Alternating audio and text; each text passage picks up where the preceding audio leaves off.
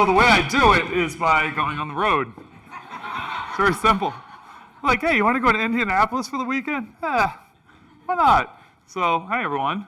Hope you enjoyed that lunch. It's one of the best salads I've ever had in my life, actually. Only joking. No, the rest of it was really good, including the dessert. So we are going to talk about the consumer today, and all this is stating the obvious, right? But when you actually start looking at consumers through the Google lens, and you think about consumers who are interested in their healthcare, their self-care, their wellness, you actually see that consumers today in that bucket, look who's here, are smarter, they're impatient-er, and they're more demanding-er. So that was really bad. Bad joke. But they are. We see, and we're going to go through the data that show that people that are taking wellness into their own hands are doing everything that all of us do naturally, but they do it to a greater degree. So I'm going to skip through all this because you're going to spend 5 days talking about the wellness industry and what's going on here. But we know that wellness today obviously is much more than being sick. We know that it is about looking at your well-being spiritually, mentally, emotionally, physically, and what that all entails, and you're going to hear a lot more about that. So I'm going to skip through that. I'm also going to skip through that not only is wellness good for all of us, but it's good for business. You make a whole lot of money there. A $4 trillion industry, that was over a year and a half ago, and it just keeps growing. When you start breaking this down, and does anyone, I feel like someone's going to have this slide sometime in the next 2 days, so. But I do find it fascinating. There's probably no surprises here, but these are trillions and billions. But when you look at things like, I don't know, is anyone else not surprised that Thermal Springs has a $56 billion market? Like, what? So, yeah, so I guess that's true. I don't know. I just stole the slide. But wellness tourism. Wellness tourism, to be over $1 trillion market and growing rapidly. In fact, you see it's twice the size of preventable medicine today. And all of this is growing and growing. So we look at that, and then we say, okay, so is this true? You know what I love about Google? So we have billions of searches every single day. We take those billions of searches, you actually can find some cool insights from that. So for example, we all know that based off of how people search for the flu, you can predict flu activity and when people are going to get the flu and where. Same thing for allergies. You're ruining my slide. I'm only joking. But why are you leaving though? I'm getting to the good part. The boss. All right, it's the boss. I assume it's his wife. So you start looking through this data, and you see of all of these different categories, what are people looking for? In the last year, to see things like CBD oil have doubled the amount of people searching. Celery juice, which is repulsive, by the way, has doubled. And so you start looking through these numbers and seeing there's a direct correlation. And by the way, I'm going to show you some data today. When you find those insights, you can start, this is actually good for your business. So you can start seeing trends and things that are going to happen. So we look at this and you think back 15 years at Google. Every single year for the last 15 years, you see wellness growing as a category. People are more and more interested. This is pretty cool because I've been actually running healthcare now for almost 7 years. 7 years ago, nobody was very comfortable searching for their health. You look through today, everyone is extremely comfortable. Why health and wellness is growing faster than any other category. So we look through this, and there's a video we did last year, and actually I see a couple of my friends from a conference. I showed this video before, but I actually every once in a while look at this video because it's a good reminder of why we do what we do. And when we talk about wellness and we talk about $4 trillion, at the end of the day, we're talking about people. And so if you could, run this video. I've been doing a lot of research, and there's actually a couple YouTubers that I found that also have this disorder. I do struggle like you guys struggle, and I try to make myself positive and happy so that you guys can also feel the positivity. So, I just got the news. I was just diagnosed with What no woman ever wants to hear. You have breast cancer. I'm positive. pancreatic and liver cancer, stage 4. A lot of people have asked me to share my diagnosis. Like, there's no way for me to even articulate what you guys have done for me. I'm gonna do a video today about vitiligo. ALS, ice bucket, bring it on!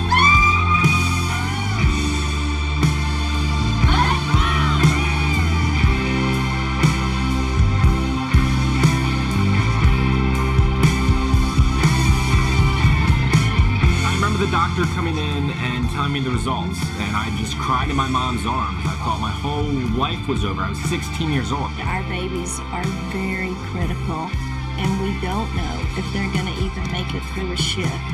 These parents, they don't get to take their babies home. The only thing I could think of is, I can't save my own son. Why not save somebody else's? Instantly, you feel, oh my God, relief, you know, she may make it. But on the flip, it took maybe a half a second for me to turn and say, a mother lost her child tonight. I have aplastic anemia, which is a severe bone marrow disorder. I just need to get to that point right now where I'm like ready to fight this and like not gonna give up. One of the first things she said to me after we learned of her diagnosis was, "You didn't sign up for this," and that ripped my heart out. Your last medicine? It is my last medicine. It's a disease that affects the motor neurons in the brain and the spinal cord. Those motor neurons eventually die.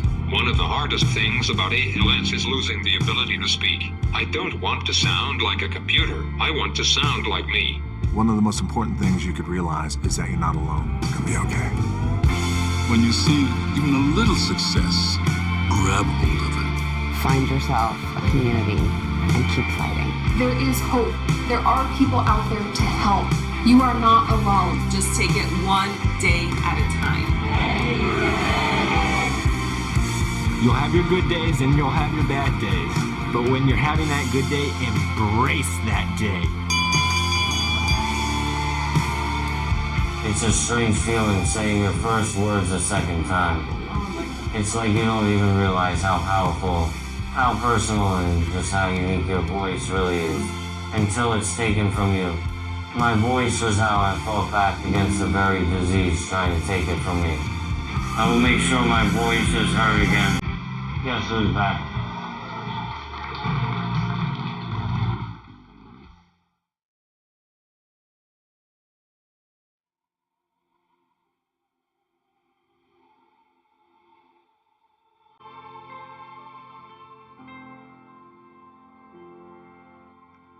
I think it's kind of cool when you know, whenever you're having a bad day, you don't want to get up in the morning. You like think of some of that, think of some of those patients, and that's why we get up. So let's talk about being smarter, impatient, and demanding. Starting with smarter. Do you like my colors, by the way? It's pretty fancy. My colleague here from Google was making fun of me, saying it looks like my child did this, but trying to keep you interested. So did you know, I'm going to throw out a whole bunch of useless fun facts at you. There were 50,000 years of videos watched on YouTube last year. It's a lot, right? 50,000 years. Here's a little but, stay tuned. 50,000 years of video just on review videos alone, and just on mobile alone. So we look at that and you say, sure, when I'm buying a car, you probably look for information. Even when you're doing a skincare routine, we know like beauty has become very big. Did you know today on YouTube, and you probably don't believe me, so check it out on YouTube, there's thousands of videos with millions, tens of millions of views on toothbrushes. Toothbrush reviews. A $2 toothbrush, and you think, how could that possibly be? And, right, seems... Well, what about our buddies at Amazon? I thought, what could be worse than certain reviews on toothbrushes? I feel like reviews on Q-tips is pretty bad. but there are 2,402 reviews on Q-tips. And so we laugh. And by the way, you know, that means there's 2,402 people that really, really need a hobby. They clearly have too much time on their hands. But we look at that, and so we say, okay, that's pretty cuckoo. But at the same time, I bring this up because we think of everything we do, every product or our companies or ourselves, like, are you going online and seeing your own reviews? Do you like what you see? Are you engaging in those reviews? So we know that's happening. Going back to beauty for a second, so I thought this stat was pretty neat. When you actually look at any review, any category, we look for a brand, Olay, and you see every one of these has millions and millions of views. What's fascinating about this, of all these reviews out there, and I'll take beauty because I think most people are aware that beauty is like the first, it's the first group that like blew up on YouTube, where they saw YouTube was more than dogs on skateboards. So years ago, women started to realize I can post videos about how to do my makeup and people will watch that. But when you look at this, today, 86% of every video on how to or review, 86% is happening with some girl or boy in their bathroom. Only 14% are actually happening with brands like Olay, who you see are actually doing that and have millions of views. And so, and I'll get into this later because I do think this is an important point. So Olay, lots of cool stuff going there. Here's my own. So I'm the weirdo with 7 kids. You'll see my own very own ice cream shop called 7 Scoops, which and by the way, this is completely irrelevant. I just wanted to brag that I actually am the highest rated ice cream shop in New Jersey right now. And by I mean, yeah, not too bad, right? Those are my 7 little turds. So that I feel is worse than Patrick's Knuckleheads. I was like, oh, Knucklehead. Was it Knuckleheads? Where'd you go? Knuckleheads, yeah. I should probably stop calling them turds. So we have all the data out there. How do we actually better use that data? So when you look at, we're talking about wellness, millions and millions of searches every day. That's that yellow line. We start looking and see if we can see trends here. That red line is actually, unfortunately, vaping. And you see trends like that are blowing up. I bring up CBD because 6 months ago, CBD overtakes that category. And so we're actually always pouring through this data, seeing, are we seeing trends coming? Has anyone tried CBD? Like legally? I've seen Patrick before. Only joking.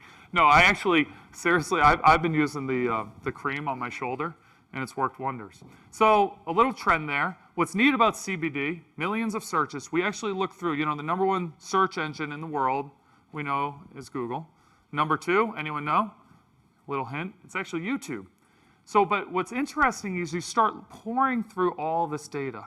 And the problem is when you have billions of searches happening every day, that's billions of data points, it's really hard to pull out insights from there. So how do you start pulling through the insights and see how the way people search on Google when they want to read about something is dramatically different than when someone is searching because they want to watch something. And more people no longer want to read, they want to watch. And so Google is all about what is it. YouTube is all about how, like how to do something. And I'm going to admit, when I was looking through the number 3 thing about CBD is what does it stand for? And I thought, oh yeah, what does it stand for? Did everyone know that? Be honest. If you did not 100% know, raise your hand. Okay, we have 2 brave souls. I know there's more of you. I should do a little quiz right now and see if you all know. So CBD, we do the same thing for skincare. Same exact thing. What I thought was interesting here is image search. Things that we might not come top of mind to say the way that people are looking for images, and it's all about routines and morning versus night, completely different what we found about skincare, the way they search on Google search versus the way they're looking for images versus the way they're looking for videos. That's a kind of an interesting insight. We look at something like skincare, which has been blowing up for years and years. There's no surprise there. What was a surprise to me is we started looking and think, what are some of the categories in skincare which have become really popular? Organic and men's skincare, right? We see a bunch of other things. But for me, I thought, okay, we're going to see massive spikes there. When in fact, if you look at those are the yellow, green, red lines. It's all flatlined over the last few years. Not flat, I mean, there's still millions of searches a day, but that's Korean skincare. You see this massive spike. So people in the space probably are aware of that. If you're not in the space, that's actually pretty interesting information to know. So in knowing that people are now taking, and we talk about why are consumers smarter, our consumers are doing all this research long before they walk into the store and or to the doctor's office or where they're going. They actually are now very educated consumers. And this, why was I showing this? So it's Korean skincare. It's really popular, 7 million views. Actually, I know why now. You know what's so cool about this is they were showing examples of, remember at that point about 86% of videos are done by some girl in her bathroom? Of those 86% of videos, they found that the companies that are actually taking advantage, like working with the girl in her bathroom versus working with some celebrity model who you have to pay them $100 million. Do you know they found that through all these studies, there's a 4x increase in sales, brand lift, all those metrics that matter when they have some random girl in her bathroom versus like a Jennifer Aniston type. That's pretty interesting, right? So this slide is too complicated to explain, so I'm going to do that. It wasn't that good anyway. So let's talk about what it means to be impatient. My colleague from Google is looking at me saying, like, were you drinking? What's your problem? Being impatient. We talk about impatience meaning that people no longer wait actually to talk to a trained professional, which is pretty obvious, right? This is actually the search volume. You see, when we talk about wearables, it's not so much anymore that people want a wearable for their watch, but it's about fertility and ovulation and about blood pressure and about heart rate and all these other categories. We see this as a direct correlation, what they're looking for online. We see how that plays out in real life. So for example, we see there's going to be over 1 billion wearables next year. And that number just keeps getting bigger and bigger. And just imagine when wearables, for the last couple of years, they've been fine, but they haven't been awesome. And when they start getting better and better, where is this going to go? And how do our patients and our consumers just get more and more educated? There's 200 billion health-related searches last year. That's up in that video, so there's only 160 billion. And went 40 billion more searches for health last year alone, and that number continues to rise. So we see lots of this happening. But what's amazing about it, so we're focused back on health. Of the 200 billion searches, you see how it's all becoming incredibly personalized. So if you look at the left there, it used to all be about symptoms. I'm not feeling well. How can you help me? WebMD, like what are you going to tell me? You start seeing in the middle now, it's all about signs of depression. So if you start doing a Google search, you'll see all this show up. And you'll see like all the things that people are actually looking for. What's fascinating about signs of depression, diabetes, stroke, there's certain categories where I think it's really obvious. Like when I'm like have normal flu symptoms, we could say, hey, you probably have the flu, you should probably get this medicine. There's other categories I think are a little more complicated. You take something like heart failure. Heart failure is one of those tricky things where nobody in the world searches for heart failure unless you're a doctor, unless you go to the doctor and the doctor says you have heart failure. And then those people are frantically saying, wait, am I going to die? What does this mean? And they're frantically going online looking for information. I look at that science and I say, if we're smart about this, for years people have been searching for things that are actually leading to heart failure. Imagine if we could start using this information to say, listen, the way you are going, you might want to talk to a doctor about this. It might be something that's at play there. That's actually a complicated one. You think of some of the categories we're in, which aren't nearly as complicated, the same exact thing applies. Then online tests. What's interesting about all of these, symptoms used to be the big thing. Now we see 3x, 4x increase in the amount of volume, the amount of people who are looking for that information. How to get rid of queries. How to get rid of bloating immediately is the #1 thing that people search for. That's important. and it's growing very quickly. It's good to know. But and the last point is when you start looking at this about how patients, consumers are now educating themselves, when you look at the amount of content that is out there where people are saying, listen, I actually either don't trust Western medicine, what my doctor is telling me, I'm going to try different things. Where CBD became really big, I actually think this video is kind of gross, but it's, that video has 4 million views. People, and the point, and you look, and we all know this, I mean, there's this the Wild West out there. The problem is, you have to ask, are we aware that all this content is out there? Number one, are we doing anything about it? Are we helping people who might be getting led astray because of it? And are there ways to address that? And finally, let's talk about being demanding. And I think this video sums up the points I'm about to make.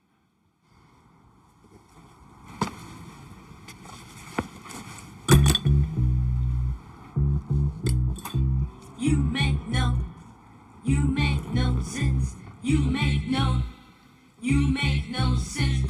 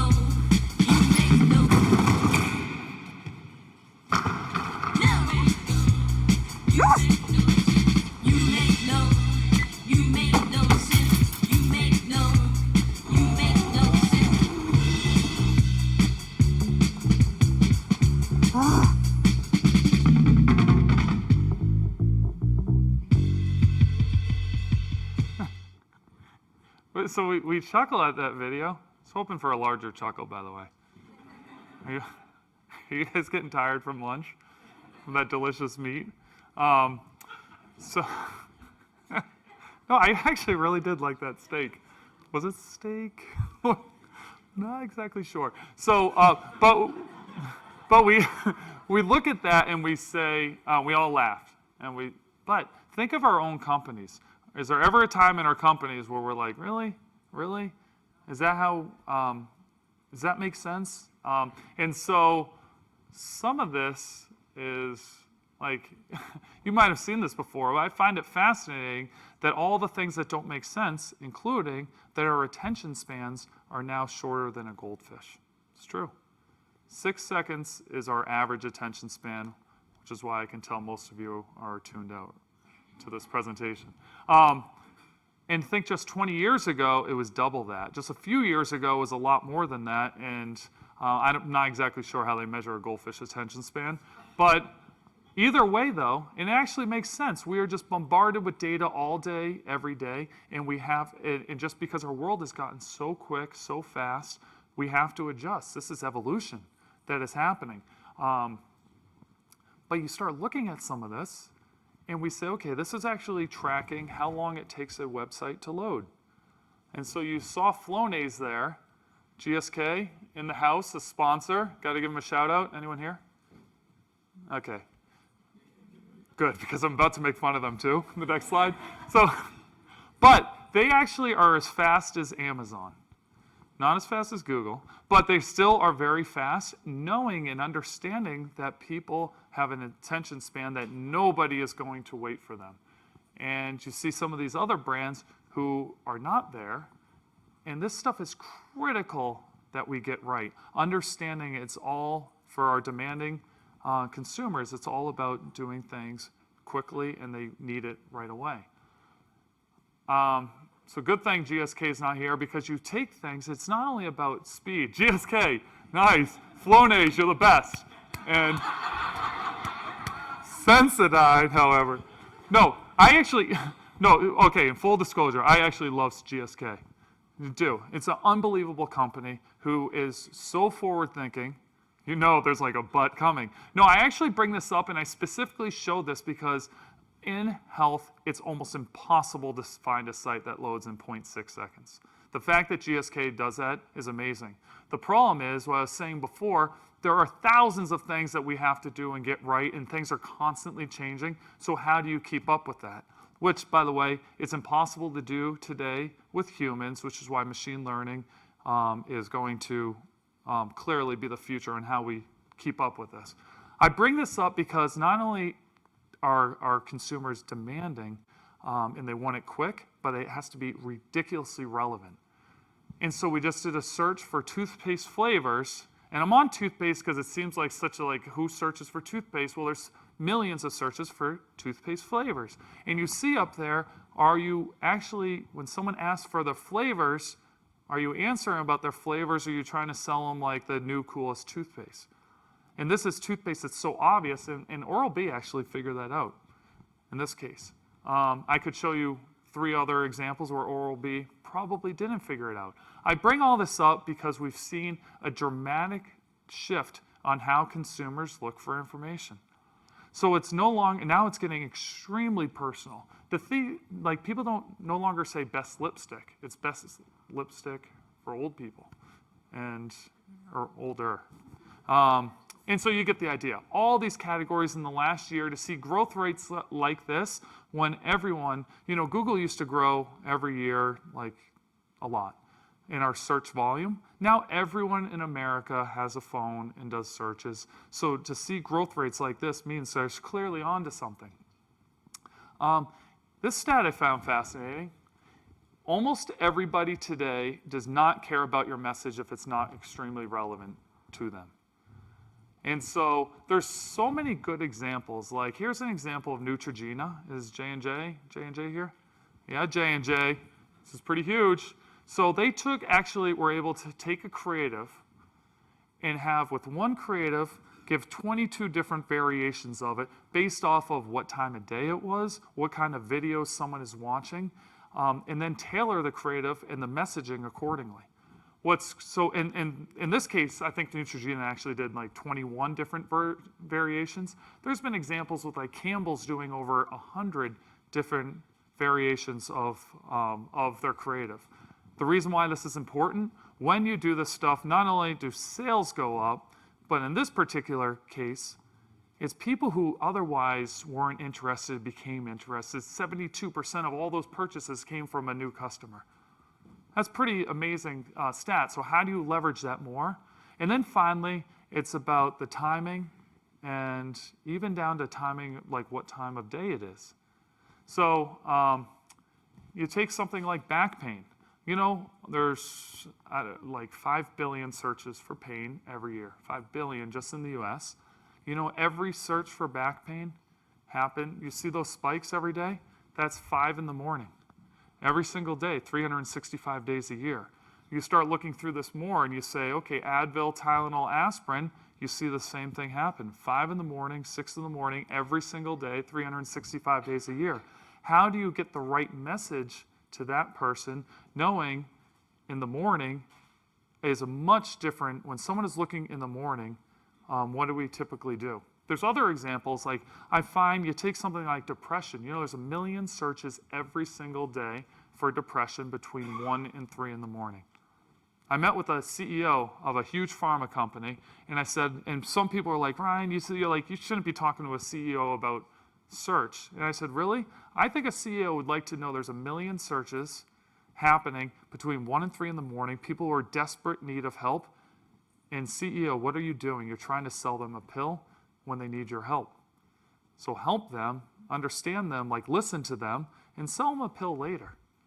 So if you think about that, how could we do that more? And so my one takeaway today is simply stop thinking like a big shot executive or a CEO or the person who runs marketing, and start thinking of yourself as a patient, as a consumer, and do what patients and consumers do.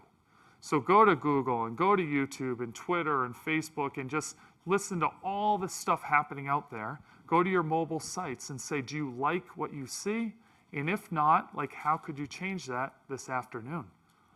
And if you could do that, and so anyone who wants to take a picture, I would take a picture of this, because this is everything I talked about.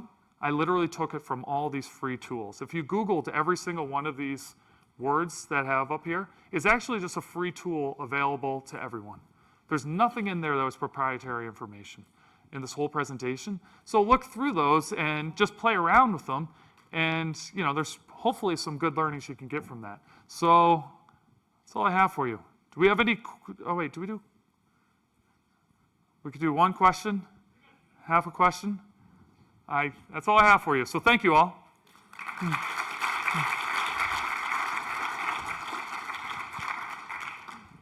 No questions. I'm going to jump off. Damn it. Okay, you can go second. Nice.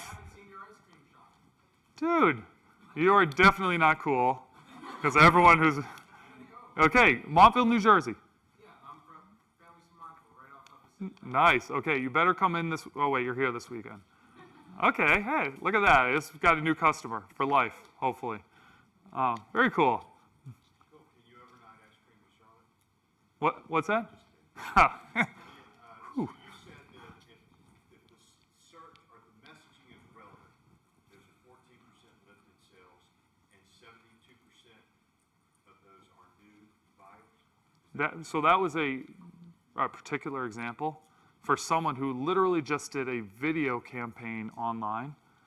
And so, but the point is, and so obviously every brand, every industry, it's all different. But what you find is that if it's not relevant, especially today, sales will be less, period. So was there more to that?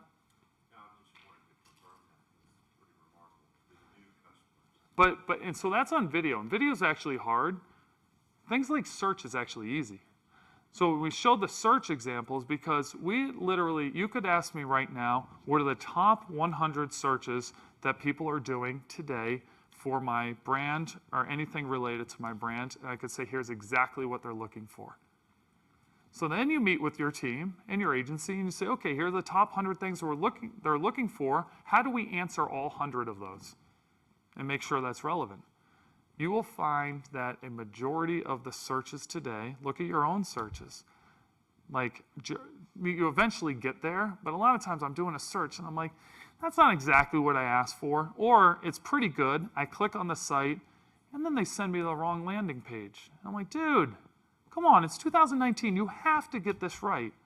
And so my recommendation would be what Neutrogena did actually was like involved and takes work.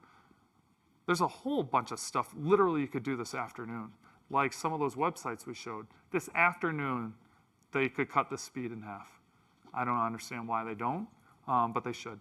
That's probably going to get me in trouble, by the way. Please don't tweet that. All right, anything else before we go? All right, everyone. Thank you very much.